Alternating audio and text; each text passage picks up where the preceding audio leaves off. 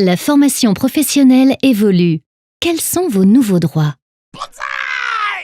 La réforme de la formation professionnelle a été conçue dans le but de simplifier le système de formation, souvent critiqué pour sa complexité.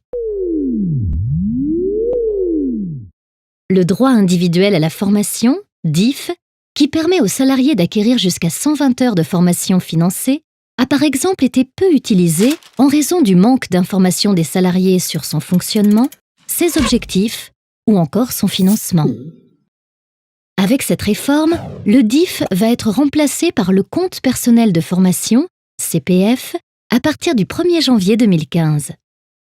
Le CPF concernera les salariés et les demandeurs d'emploi et sera ouvert de leur entrée sur le marché du travail jusqu'à leur retraite.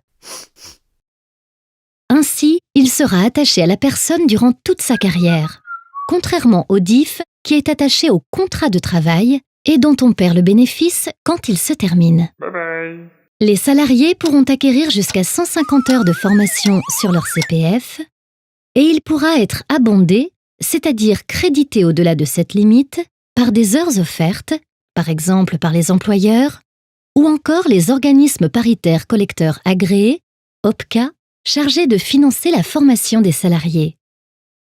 Le financement de la formation professionnelle est également revu à la baisse pour les entreprises de 10 salariés et plus, car elles devront désormais verser à l'OPCA de leur branche une contribution annuelle fixée à 1% de leur masse salariale. Auparavant, les taux variaient selon l'effectif de l'entreprise et pouvaient atteindre 1,60% pour celles de 20 salariés et plus. Pour celles de moins de 10 salariés, la contribution reste fixée à 0,55%.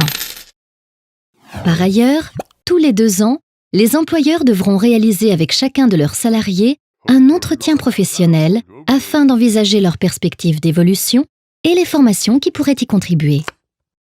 Enfin, tous les 6 ans, les employeurs devront faire un récapitulatif du parcours professionnel de leurs salariés.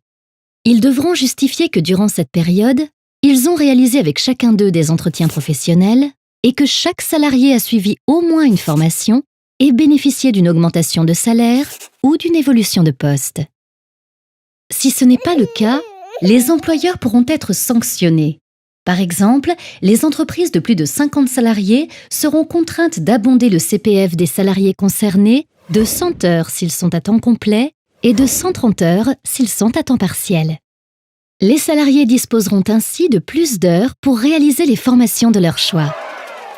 C'est la première fois que dans une loi, il y a un droit à la formation et à l'évolution professionnelle pour tous les salariés.